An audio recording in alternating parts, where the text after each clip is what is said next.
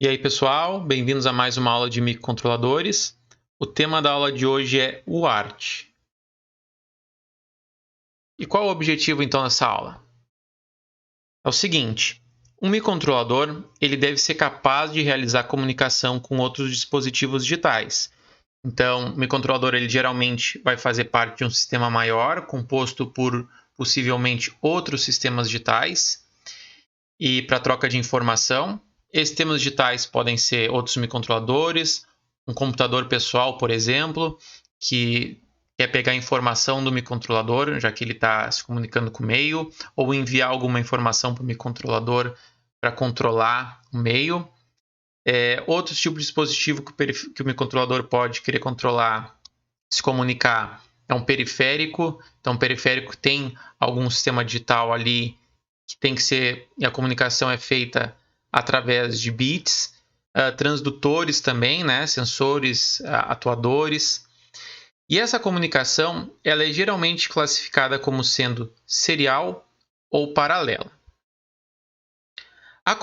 Na comunicação serial, a informação que se está trocando entre os sistemas digitais ela é enviada ou recebida 1 bit por vez.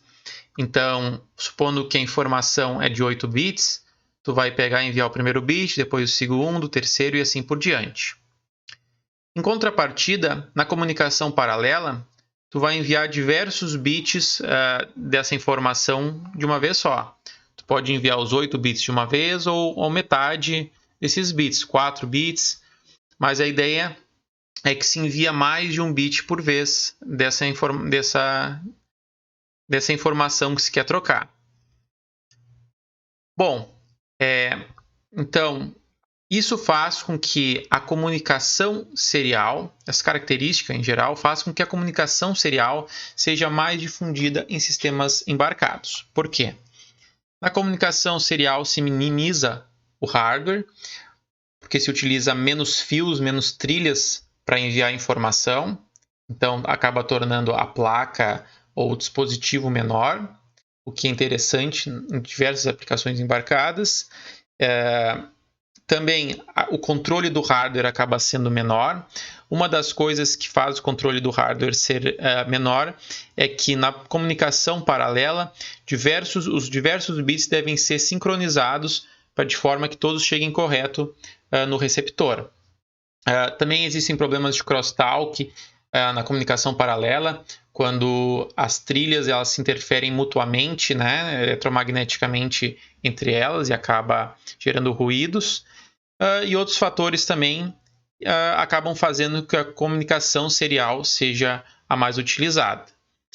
Então, existem diversos protocolos, interfaces de comunicação serial que são padronizadas em sistemas embarcados. Então, dessas diversas interfaces e protocolos de comunicação presentes em sistemas embarcados, nessa disciplina a gente vai estudar periférico UART do Kinets, que quer dizer Universal Asynchronous Receiver Transmitter, que basicamente indica que esse é um periférico que ele envia e recebe bits de forma serial e assíncrona, ou seja, não depende de um clock ali nesse barramento de comunicação. E o UART ele define uma interface.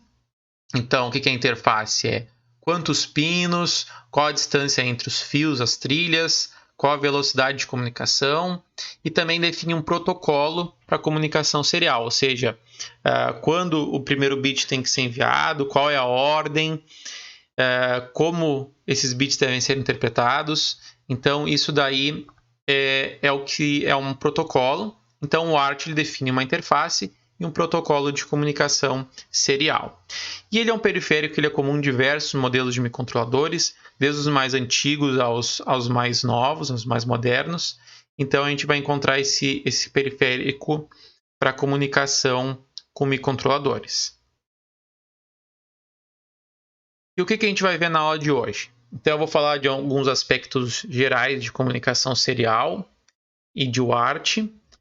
Em seguida, eu vou falar dos módulos UART do Kinets. Então, ele tem mais de um módulo UART. Em seguida, eu vou falar sobre como utilizar o Tera-Term e o OpenSDA para comunicação com o PC. na hora eu vou explicar o que é o TeraTerm e o OpenSDH a gente já conhece, né? O nosso gravador, depurador na nossa placa. Então, é um estudo de caso, como a gente utilizar ele e esse software no PC TeraTerm para realizar a comunicação entre o microcontrolador e o PC. E, por fim, eu vou propor algumas tarefas para vocês fazerem. Agora eu vou apresentar alguns aspectos gerais sobre comunicação serial. O primeiro aspecto que eu vou falar é sobre direção de transmissão. Então, a transmissão ela pode ser simplex, full duplex ou half duplex. Na transmissão simplex, existem então dois dispositivos, um que envia os dados e outro que recebe. O que envia a gente vai chamar de sender, do inglês, e o que recebe de receiver. A linha de transmissão no lado do sender é chamado de TX, então a interface da linha de transmissão que está no sender é chamado de TX, e a que está no receiver é chamada de RX. Então, apenas o sender envia os dados e o receiver vai recebendo esses dados que o sender envia. Na comunicação full duplex, ambos os dispositivos podem ser sender ou receiver. Então, existem duas linhas de comunicação, uma onde um deles está conectado com TX e o outro está conectado com RX, e a outra linha de comunicação, onde um está comunicado com TX e o outro com RX. Então, comunicações em paralelo podem ser feitas, quer dizer que os dois dispositivos podem se comunicar e receber em paralelo.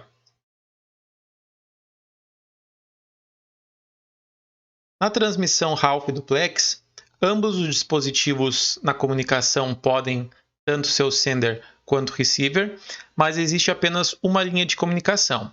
Então, essa linha de comunicação é compartilhada. Então, a cada momento, apenas um deles pode enviar.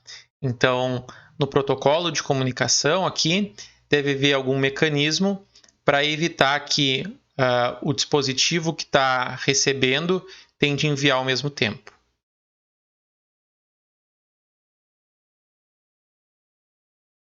O data frame, também denominado block do inglês, é um conjunto de bits que representa uma unidade de informação. Então, cada data frame é enviado a cada instante de tempo, representando o dado a unidade de dado dessa transmissão, né? Então, vai ser enviado um bit por vez do data frame, e quando o frame estiver totalmente recebido, outro pode ser enviado. O tamanho de do data frame é dependente do tipo de transmissão, né, do tipo de protocolo, de interface. Pode variar entre 8 a 32 bits, por exemplo. String é uma sequência de frames enviados em uma transmissão. Então, quando a gente vê uma sequência de frames, por exemplo, uma sequência de caracteres que representam uma frase, um texto, isso é uma string.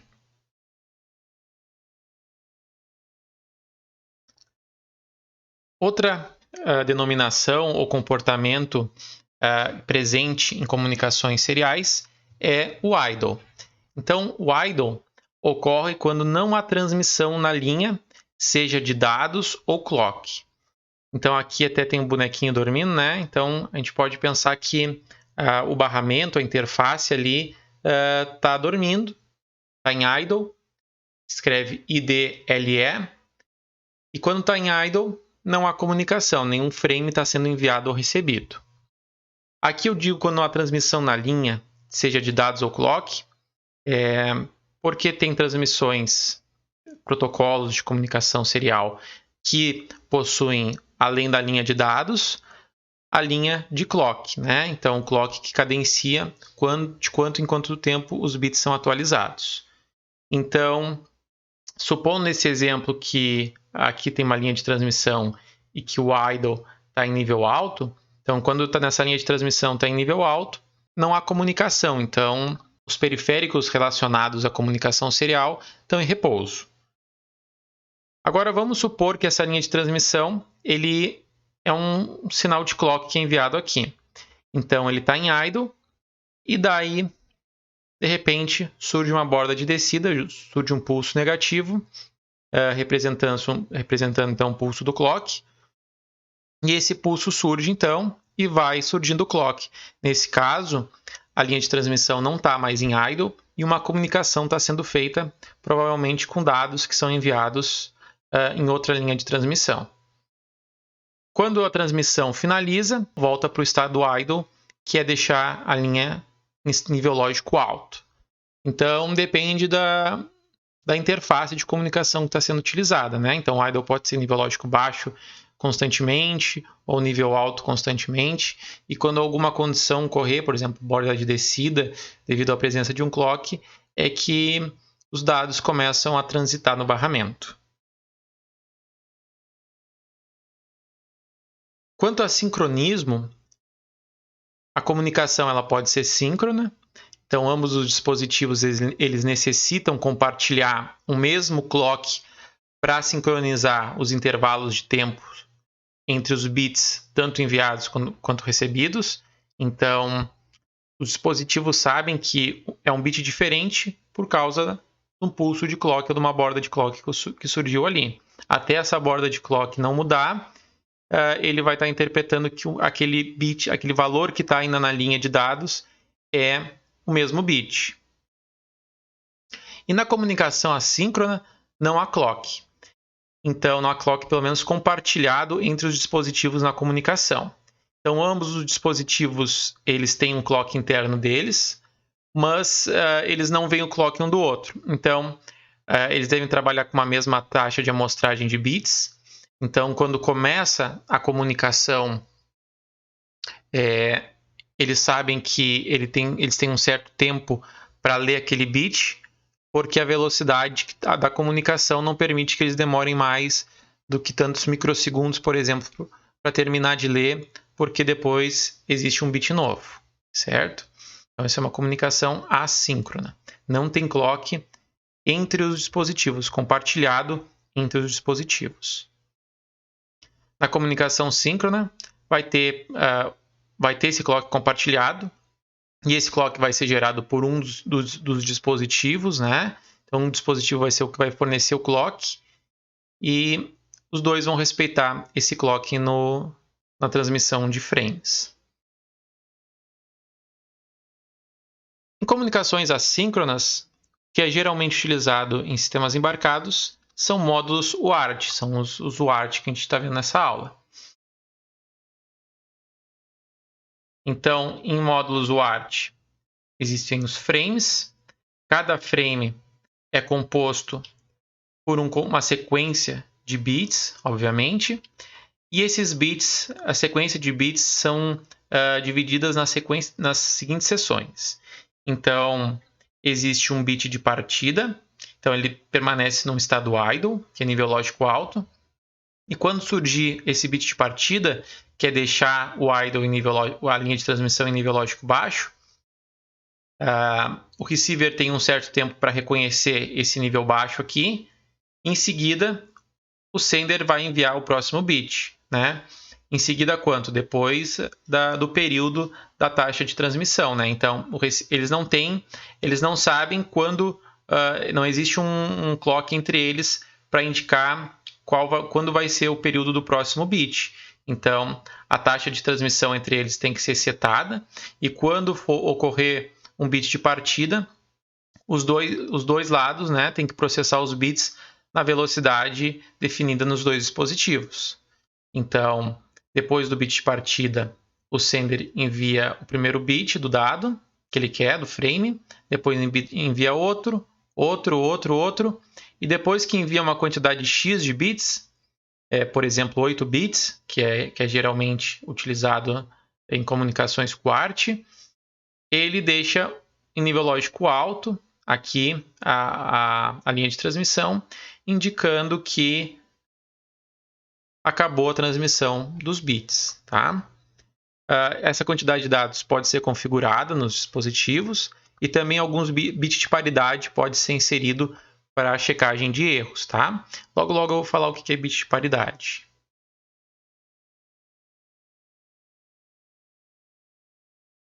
E como é que é transmitido um frame? Então tem a linha de transmissão, né? Como eu já falei para vocês, está no estado idle, a nível lógico alto, e quando começa a comunicação, é setado um bit de partida, um estado de partida, que é colocar por um intervalo de tempo o idle em nível lógico alto. Em seguida, os bits são enviados. O primeiro bit do dado enviado é o bit menos significativo, é o LSB. O restante dos bits enviados, considerando sendo um caractere de 1 byte sem bit de paridade, seriam a sequência dos bits menos significativos até chegar ao mais significativo.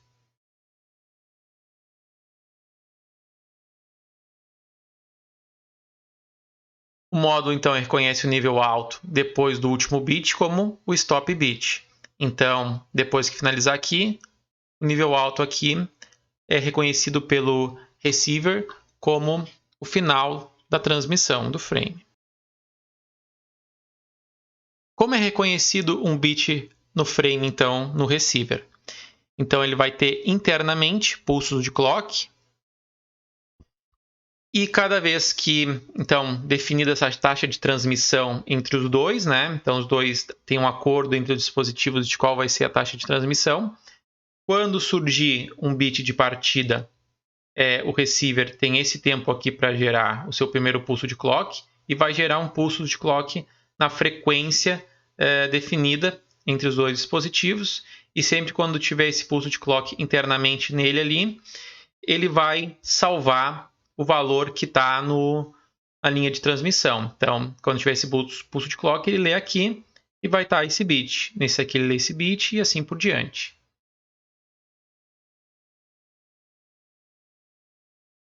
Então, quanto maior o baud rate, maior a frequência desses pulsos. Então, o baud rate é uma medida de velocidade da transmissão em comunicações UART. A gente já vai ver como é medido o baud rate.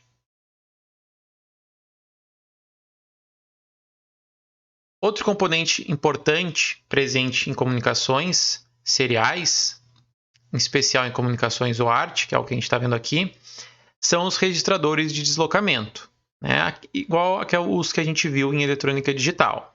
Então, existe um registrador de deslocamento para recepção, que é o que recebe os bits enviados na linha de transmissão.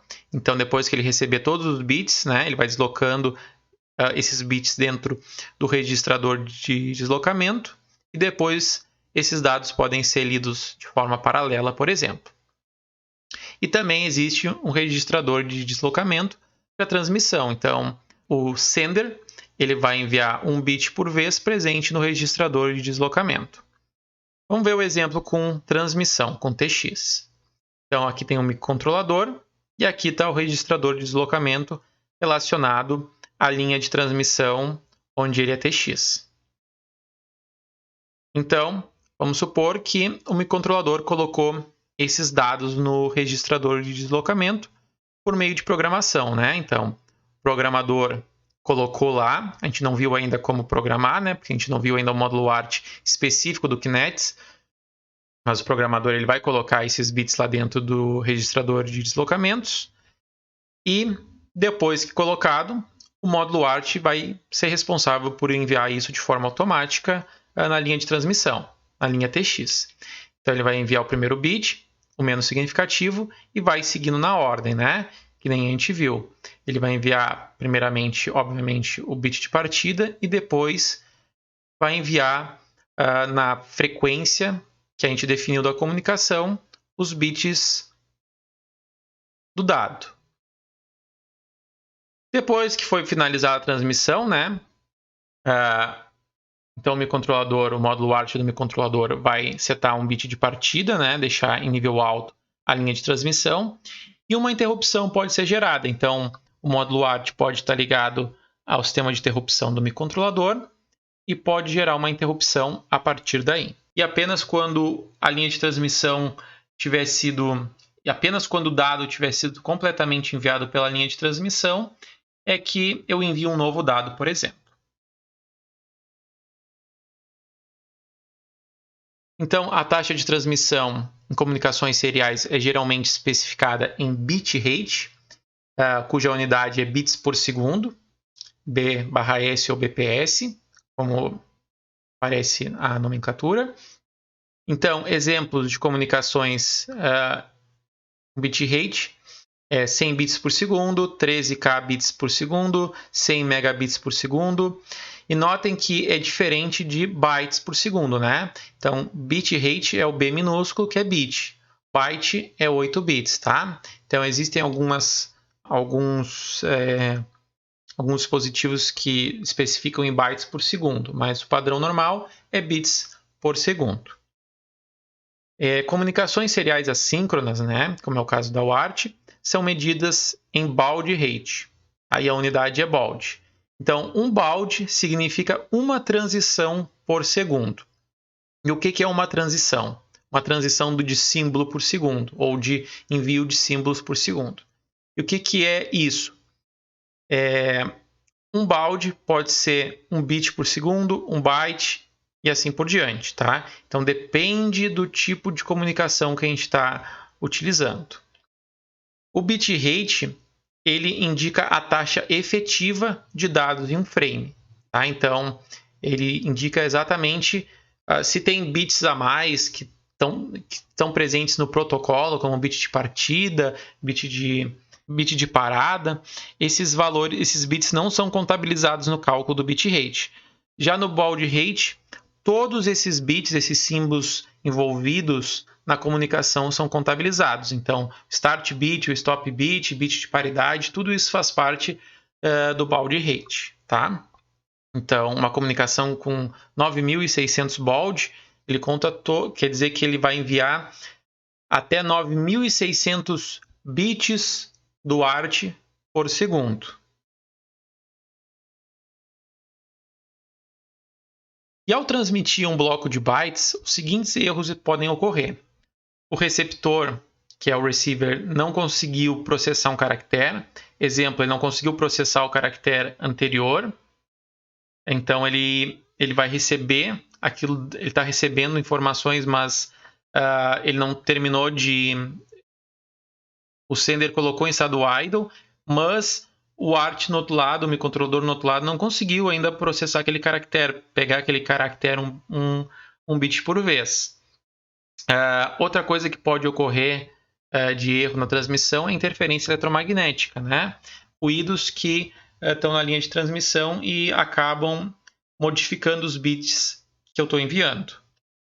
A solução é um algoritmo, a solução em software, né? Em hardware, quanto à interferência eletromagnética, a gente colocaria ele tentaria colocar o sistema, o barramento todo, um sistema de proteção, de isolamento a ruídos eletromagnéticos, mas em software a gente pode garantir isso também, ou pelo menos mitigar os erros através de um algoritmo de checagem de erro. Nesse tipo de algoritmo existem N soluções. Um deles, que é o mais simples, presente já nesses módulos UART, é o método de paridade, que é o mais comum. Então, por exemplo, se o número de bits 1 no frame for par, então o bit de paridade é setado com o valor 1. No outro lado, o receiver ele vai verificar o número de 1s no frame e vai verificar o bit de paridade. Se não bater, o receiver pode enviar outra mensagem para o sender indicando que houve erro na transmissão para ele reenviar novamente. Então, esse é um método que ele possui diversas falhas, né? Então, ele é um paliativo aí, né? Em ambientes que não tem muito ruído, porque os bits podem mudar, né? Mais de uma vez, então acaba que por vezes o bit paridade se torna inútil utilizar. Então, métodos mais robustos devem ser utilizados, principalmente em ambientes industriais, onde tem bastante interferência eletromagnética. Um método é um método de CRC, Cyclic Redundance Check. Então, é um método mais utilizado. Então, ele faz uma análise mais apurada dos bits para verificação de erro na transmissão, tá? Vou apresentar agora os módulos UART do Kinets. Antes de apresentar os módulos em si, é importante salientar que a taxa de transmissão é medida em baud rate. Os valores são geralmente padrão, então é 9.600, 14.400, 19.200, 115.200 e assim vai. Então, esses são valores padrões que se utiliza geralmente para fazer comunicação em baud rate. Isso vai estar bem definido quando a gente aplicar isso em uma aplicação real. O KinetSky 25 ele possui 3 módulos UART: o UART 0, o UART 1 e o UART 2. O UART 0 ele possui algumas diferenças em relação ao UART 1 e 2. Primeira coisa, em relação à configuração do baud rate, o UART 0 possui 3 registradores para essa configuração do baud rate, enquanto o UART 1 e 2 utilizam apenas 2 registradores. Esses 2 registradores do UART 1 e 2 são semelhantes a 2 registradores do UART 0, que é o BDH e o BDL. O UART 0 usa um a mais, que é o registrador C4. Então, a primeira coisa em relação ao baud rate é como obter o baud rate, ou como, a partir de um baud rate, setar valores nos registradores para configurar o baud rate que a gente quer. Eu vou estar sempre apresentando aqui, então, o correspondente do UART 0 e o UART 1 e 2. Então, quais são os parâmetros envolvidos no cálculo do baud rate? Um deles é o valor SBR, que é esse divisor aqui. Então, ele é um valor de 13 bits. Ele vai do bit 0 ao bit 13, ao bit 12. Esse valor aqui ele está separado em diferentes registradores de 8 bits. Então, os bits menos significativos, os LSB, estão presentes nesse registrador BDL. Então, é o registrador que tem os bits de 0 a 7. E os bits mais significativos, que são do 8 ao 12, estão presentes no bit 0 a 4 desse outro registrador BDH. Então, a ideia é que esse registrador pode assumir valores de 1 a 8.191. Como esse é um valor de multiplicação, ele não pode ser 0. Então, se ele for 0, eu estou desabilitando o baud rate e estou desabilitando, então, o clock que vai configurar a velocidade de comunicação ali do módulo. Isso tem a sua aplicação, que é não consumir potência elétrica, né, corrente, enquanto não estiver utilizando o dispositivo. Então, é um jeito de tu desabilitar o dispositivo, se não vai utilizar ele por um período de tempo. Outro valor envolvido são os bits OSR, também são bits de divisão, são 5 bits. Então, aqui ele está presente só num registrador, que é o registrador C4. Então, é os bits de 0 a 4. Ele pode assumir os valores 00011 a 11111. Então, se eu colocar 11, eu estou dividindo por 4. Se eu botar esse valor 31 em decimal, eu estou dividindo por 32. Então, se for verificado aqui, né, esse valor ele é somado com esse valor 1. Então, colocar 3 no OSR soma com 1 e fica 4. Se eu colocar 31 no OSR e eu somar 1, vai ficar 32. Tá? Então, eu não posso escrever o valor 0 e nem posso escrever o valor 10 aqui. Escrever um valor inválido vai forçar o valor padrão, que é colocar 16 aqui. Então, 16 nesse conjunto todo, então é 15 mais 1, 16. E esse campo ele só pode ser modificado quando o transmissor e o receptor, né, o sender e o receiver, forem ambos desabilitados. Quanto ao clock que vai para o módulo, se nós formos ver no manual, ele tem 4 fontes de clock. Então, é o MCG, IR clock, o clock do oscilador, o clock do FLL e o clock do PLL. Tá? E tem as opções, né? Então, 00 desabilita, né? Se a gente setar o registrador SOPT2, o campo ART 0 source, 00 desabilita, 01 é o FLL ou PLL dividido por 2, 10, que é o número 2 em decimal, é o clock Osser Clock, 11, que é o número 2, é o IRC Clock. Agora, quanto ao ART1 e o ART2, a equação muda um pouquinho. Nesse sentido, aqui nós não vamos ter o parâmetro OSR, então vai ter uma multiplicação por 16 aqui, ao invés de uma multiplicação por OSR mais 1. Então aqui o valor SBR é multiplicado por 16. E o SBR também é separado em diferentes registradores. O BDL com os 8 bits menos significativos e o BDH com os 8 bits mais significativos. O clock, a fonte do clock, no caso do ART1 e ART2, é o clock do barramento, não tem outras opções. Se a gente for ver aqui, até no campo BDL e BDH no manual, diz aqui bus clock, então é o clock do barramento, não tem outra opção.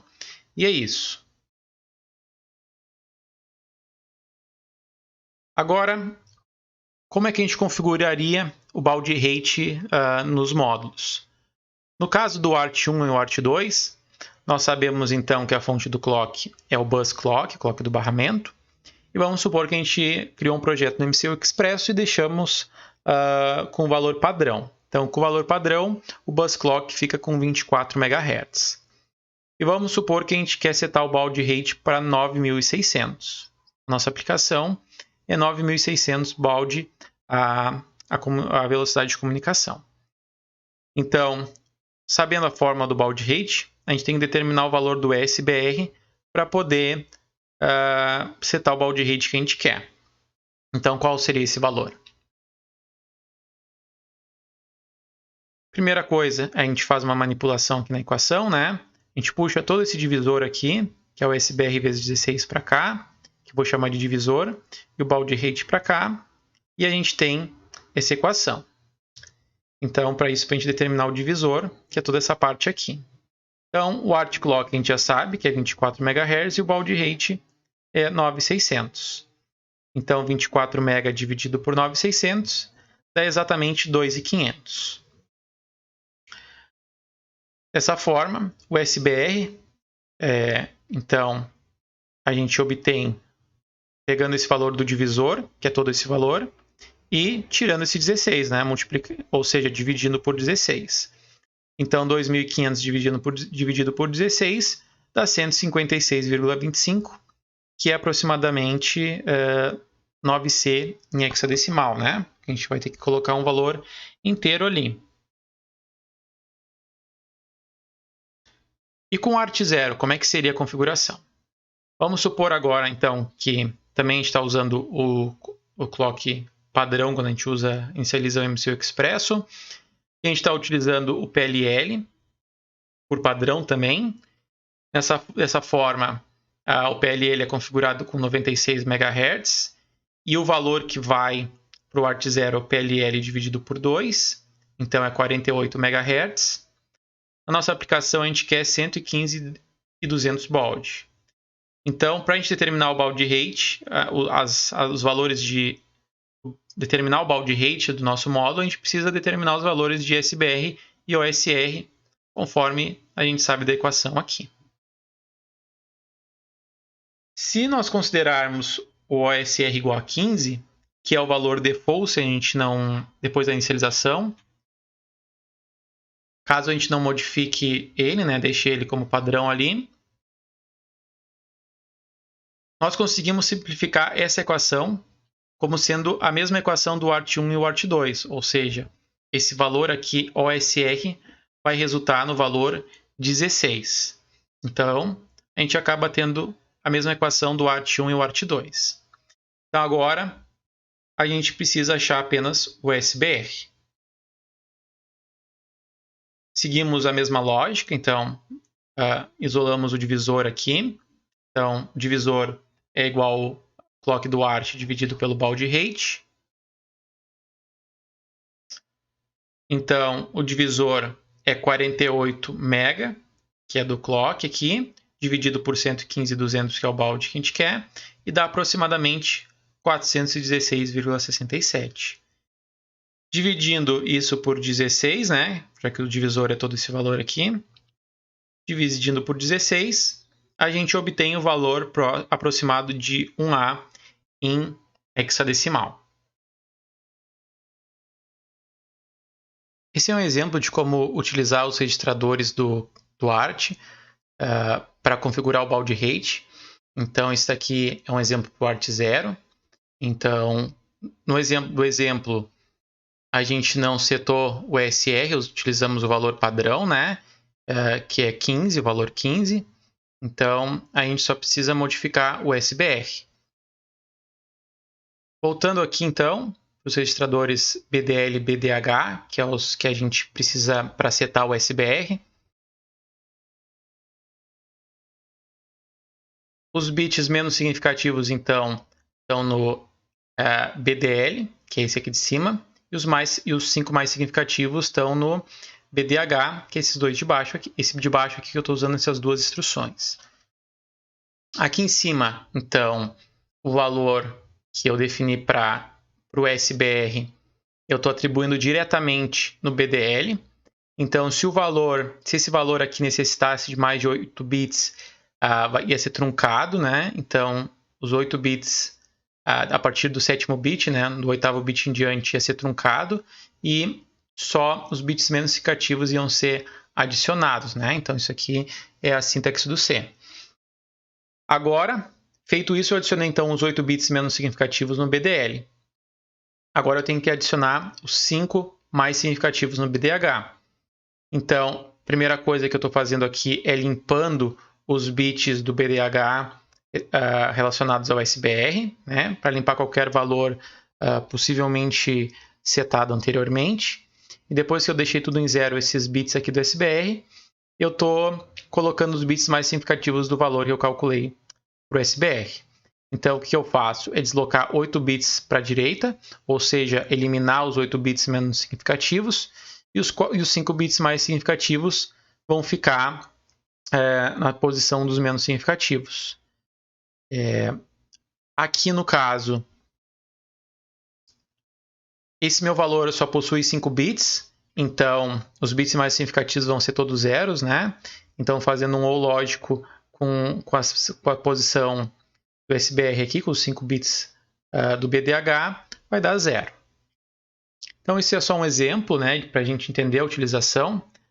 Obviamente, a gente vai utilizar a SDK para fazer tudo isso para a gente de forma automática, mas é importante a gente entender caso a gente precise de algo mais eficiente e precise mexer no periférico, né?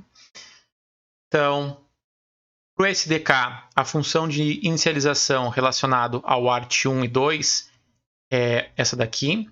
Então, é o ART init, recebe como primeiro parâmetro o registrador base, seja do ART 1 ou 2. Um registrador de configuração, que é o que a gente vem utilizando em todos os componentes. E o clock, a fonte do clock desse UART. No caso aqui só existe um, que é o clock do barramento, o bus clock. Então a gente usa essa função para conseguir o clock do barramento e passar para a função. Então, para a gente usar qualquer função desses UART aqui, a gente insere o arquivo de cabeçalho fsl UART. Essa é a variável de configuração que a gente precisa inicializar. Definir ele com os valores padrões, né?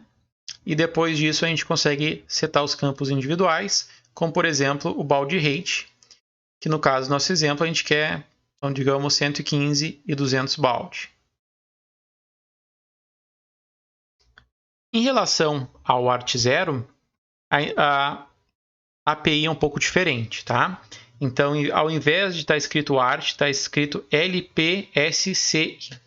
Eu falo LPSC porque é mais rápido e dá para vocês entenderem. Porque tem esse nome, eu não sei muito bem, mas é o nome que é utilizado quando a gente utiliza o ART0. Então, a gente usa as API que tem o nome lpisc. Então, lpisc, init, o ART0 vai ser sempre, né? A variável de configuração e a fonte do clock, que nós estamos utilizando o PLL no caso. O valor do clock no caso.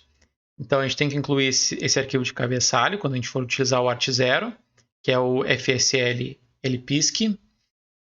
Essa variável de configuração aqui.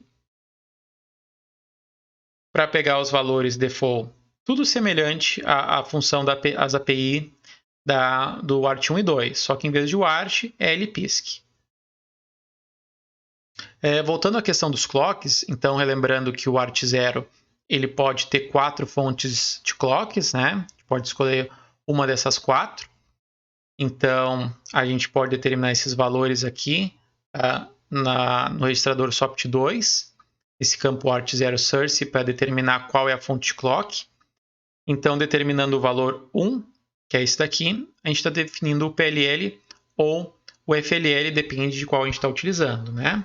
No caso, se a gente definir como padrão o PLL, vai ser o valor do PLL dividido por 2. Bom, configurando a inicialização, a gente precisa configurar os pinos. Então, a gente faz a multiplexação, né? Então, qualquer periférico que a gente tem que utilizar no Kinect, a gente tem que multiplexar aquele periférico para aquele pino. Então, o PTA1 é um pino que tem multiplexação com ART0, com RX do ART0. E o PTA2 tem multiplexação com o ART0 TX. Obviamente, a gente vai usar também a SDK para isso, tá? Mas isso é só para a gente ter uma noção. A gente precisa também habilitar depois de multiplexar esses pinos, né? Então, a gente tem que habilitar eles. Então, o TX e o RX eles não são automaticamente habilitados quando a gente inicializa ou faz a multiplexação deles nos pinos. A gente precisa explicitamente habilitar. E habilitar o TX e RX é feito por meio do registrador C2, tanto no ART0 quanto no 1 quanto no 2. Então, o bit TE é o bit responsável por habilitar o TX e o bit RE no C2 é responsável por habilitar o RX. Para desabilitar, eu coloco o valor 0 ao invés de 1. Esse exemplo aqui eu estou setando, né? Para limpar, seria colocar um e-comercial aqui e um till na frente dessa máscara aqui. Mas, utilizando o SDK, basta a gente colocar o valor true nos campos EnableTX e EnableRX na variável de configuração, tanto para o ART2 e para o ART1, como para o ART0.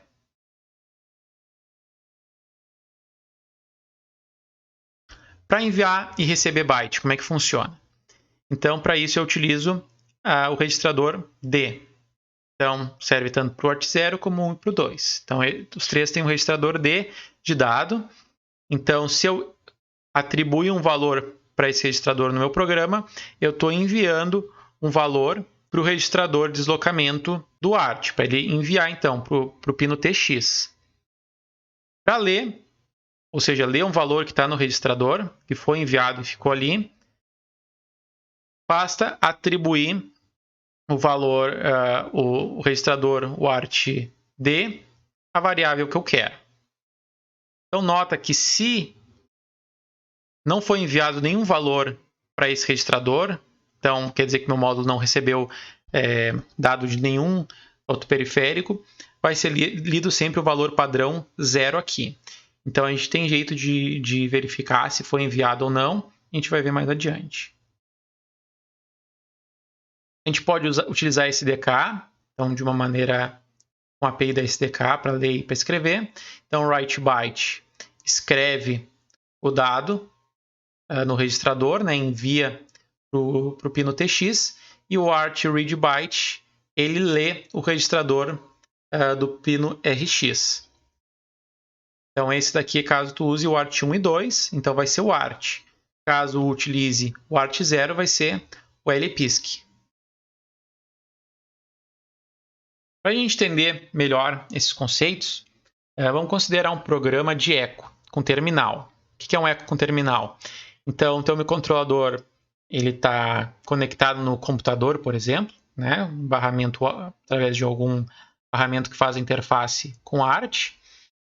E tem um terminal no computador, e nesse terminal tu digita um texto, envia para o microcontrolador, aperta um Enter e envia para o microcontrolador, e o microcontrolador vai enviar de volta para ser impresso no terminal. Então esse é um programa de eco. Então, aqui nesse caso, nesse exemplo, ele lê bytes até chegar a um fim de string, que vai ser indicado por /n, que na maioria dos terminais é enviado quando o usuário aperta a tecla Enter. Então vai ter um buffer, o tamanho definido pelo usuário, pelo programador. Então esse buffer, a posição desse buffer vai ser avançada a cada iteração do for. Então na posição corrente do buffer eu vou ler o byte e armazenar na posição corrente do buffer. Se não for ainda um caractere de Enter, então ele vai ficar incrementando aqui esse contador e vai ficar avançando o buffer e lendo até o caractere de Enter ser lido. Quando um caractere de Enter for lido, ele vai reenviar, ele vai passar desde o início, vai ler desde o início o buffer e vai enviar os bytes desde o início de volta para o ART. E aqui no caso, né, vai sobrar o último caractere de nova linha, ele vai enviar e vai zerar a contadora para uma nova leitura. Pode vir do terminal do PC. Caso eu for utilizar o ART0, é semelhante, só que em vez de o ART é LPISC. Só que tem um detalhe nessas duas implementações.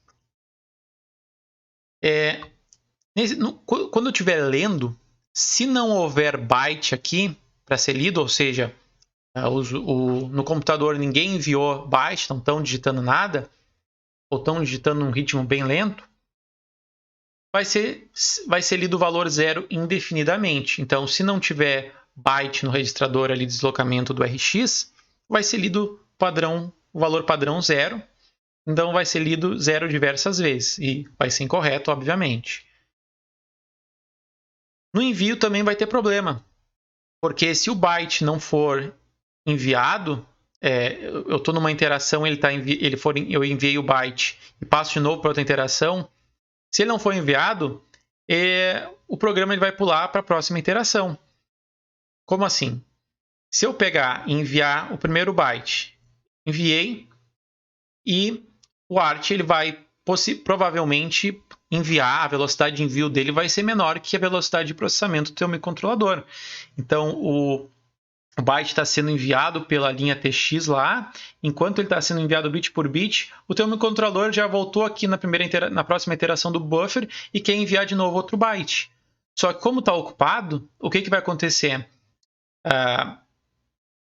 A função não vai enviar um novo byte para o ART, porque o registrador vai estar ocupado, só tem um registrador de deslocamento, e ele vai sair daqui e o teu programa vai avançar para a próxima posição do buffer.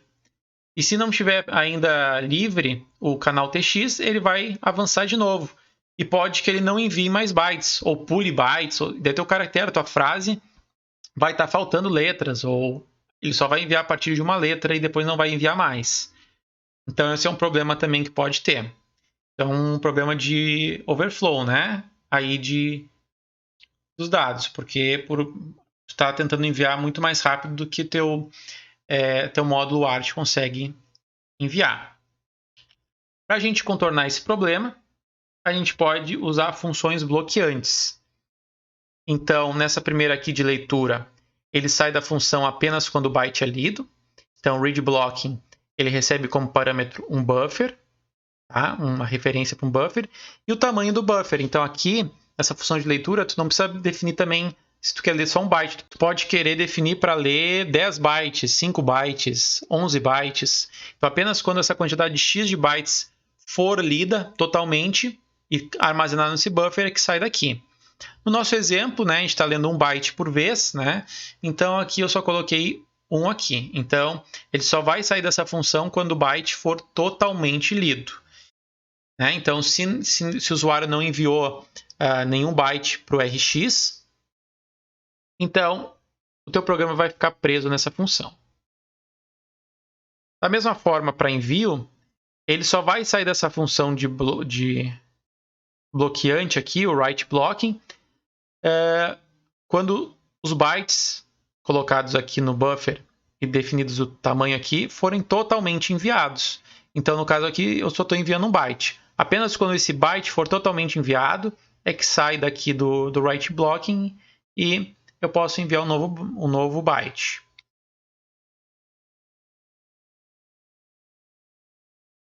Agora eu vou apresentar um exemplo utilizando o TeraTerm e o OpenSDA como meio de comunicação serial entre o microcontrolador e o PC. Como vocês já bem sabem, então o OpenSDA ele faz essa comunicação aqui entre o microcontrolador e o PC por meio de um cabo USB que a gente vem fazendo, né? Então a gente sempre conecta o cabo USB mini ao PC, que a gente consegue gravar no nosso microcontrolador via o MCU Expresso. Então, se vocês forem observar aqui, entre o OpenSDA e o microcontrolador tem uma conexão ART, então tem um pino TX e RX para o Kinects enviar e para receber do OpenSDA. Então, a gente pode utilizar o OpenSDA como um conversor o ART USB. Então a gente pode enviar informações por meio de UART para o OpenSDA e ele envia para o computador via USB. Por outro lado, no computador deve ter um driver que interpreta esses valores enviados pelo OpenSDA como dados seriais. Quando a gente instala o MCU Express no nosso computador, ele instala já todos esses drivers que a gente vai utilizar, o que inclui esse driver também que faz essa comunicação. Só para a gente verificar melhor, né, essa barramento entre o OpenSDA e o microcontrolador. Então, o pino PTA1 e o pino PTA2 estão conectados ao ART. Então, o ART0 aqui, RX, é o PTA1 e o ART0 TX é o PTA2. No outro lado, né, aqui no OpenSDA, ele vai estar conectado com os pinos correspondentes dele para o ART para comunicação com o nosso microcontrolador. Bom, eu falei que tem que ter um driver instalado, né, no nosso PC para receber os dados seriais que vêm da USB pelo OpenSDA. E como eu disse, quando a gente instala o MCU Expresso, esses drivers são instalados automaticamente.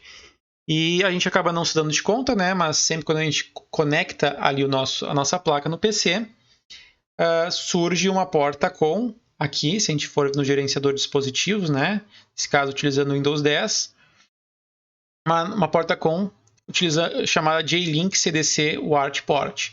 No caso, o firmware no nosso OpenSDA é o do JLink, então vai aparecer esse nome aqui. E o número da porta com correspondente. No meu caso aqui é com 6, né? Mas cada um vai aparecer pode aparecer um com diferente aí. Então é por esse link serial aí que é feita a gravação do nosso microcontrolador, a depuração e também comunicação ao ART se a gente for utilizar o OpenSDA como esse conversor aí.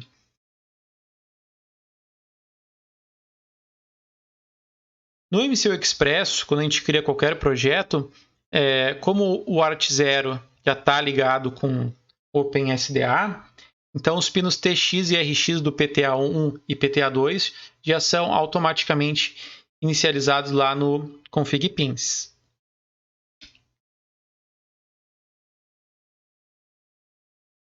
Então, como é que a gente habilita o ART0 para ser utilizado como comunicação serial com o PC ao invés de outra coisa, né? Qual é outra coisa que ele é utilizado pelo OpenSDA? Porque se tem essa ligação com o OpenSDA, alguma coisa ele faz. Na verdade, o ART0 é utilizado pelo OpenSDA como meio para depuração. Então, quando a gente bota o semi-hosting aqui, a gente está definindo toda a biblioteca de semi-hosting de depuração, a comunicação sendo feita por o ART ali embaixo, o ART0, aqueles pinos específicos. Agora, se a gente quiser utilizar o ART0 como comunicação serial, a gente não vai conseguir se a gente ficar definido aqui como semi-hosting. Então, a gente tem que definir aqui como o ART, lá na inicialização do nosso projeto. E na janela seguinte, a gente tem que desmarcar essa opção aqui, esse quadradinho aqui que diz isso aqui, tá? Fazendo isso, a gente consegue utilizar o ART0 para comunicar com o OpenSDA por meio serial através de um terminal no computador.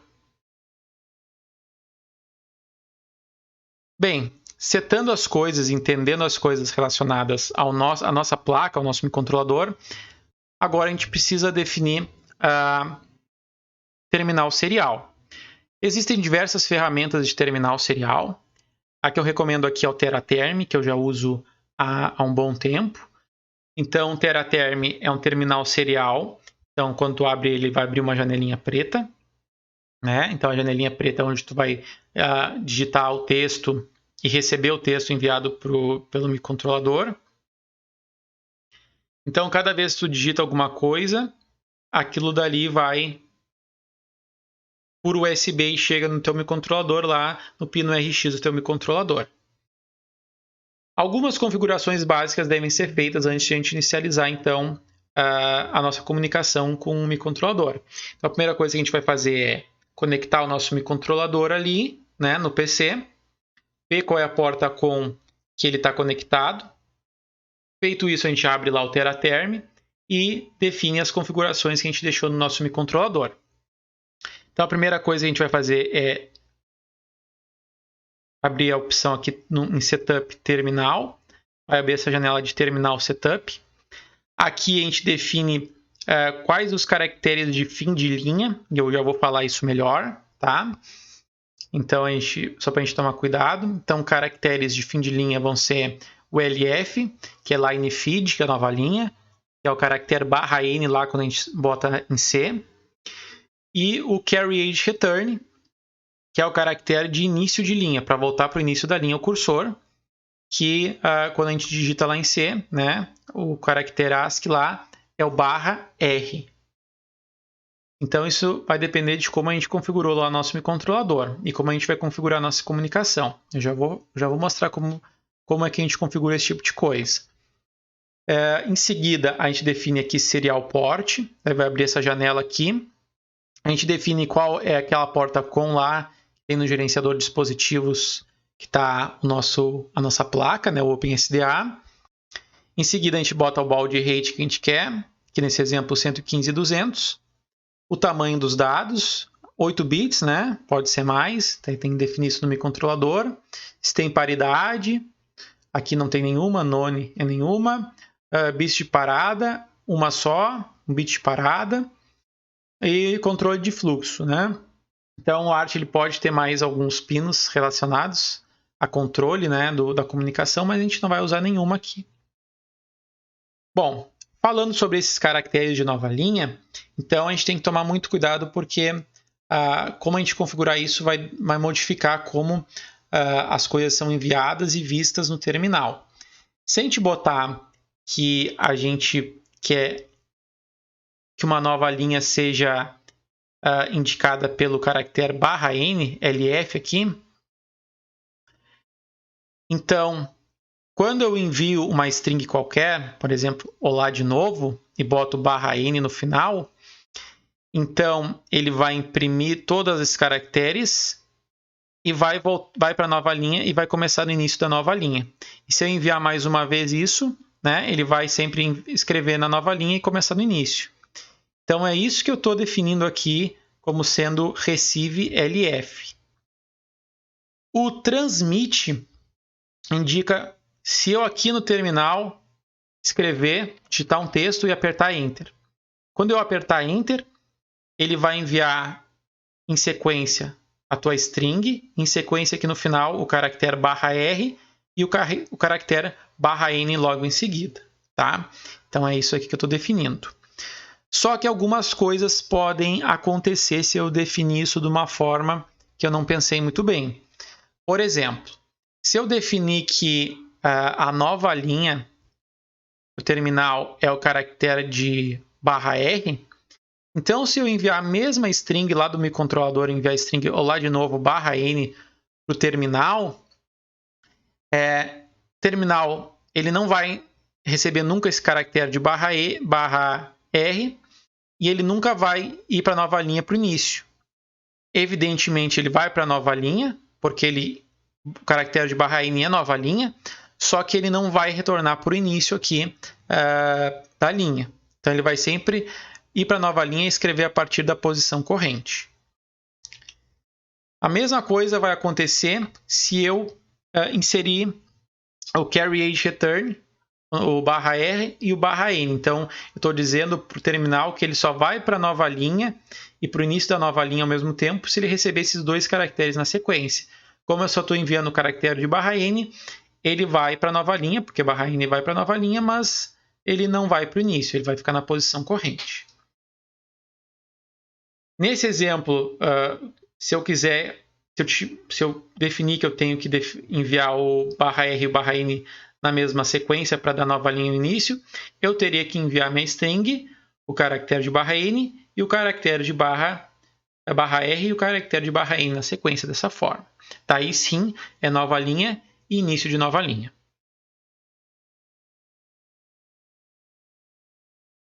Beleza, finalizou então o conteúdo. Agora eu vou propor algumas tarefas. A primeira tarefa é vocês têm que, através do terminal virtual, que é o Teraterm, enviar um menu da seguinte forma ao PC. Então, lá do microcontrolador, o microcontrolador tem que enviar isso daqui ao PC, esse menu.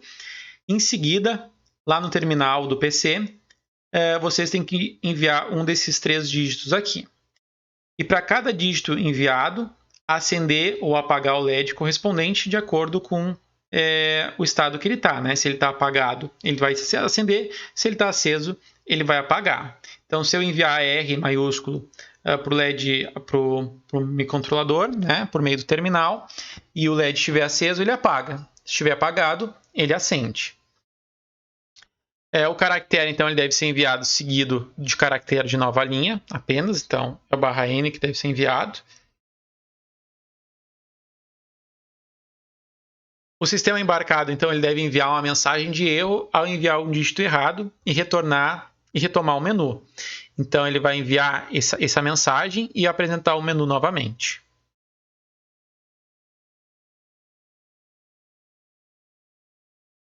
Na próxima tarefa, eu quero que vocês desenvolvam um projeto utilizando o PWM, com o módulo art, que faça com que o servo gire de acordo com o valor de ângulo enviado a serial pelo PC por meio do Teraterm.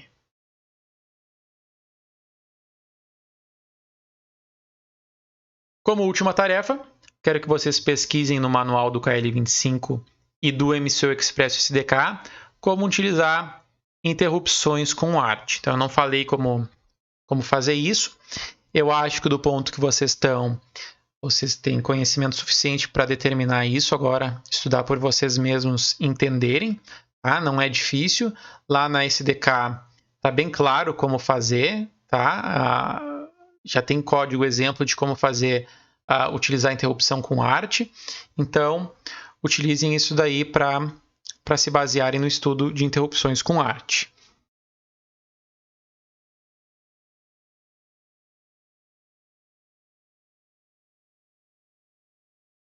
É isso, pessoal. Finalizou a aula. Qualquer dúvida, entre em contato. Abração, falou!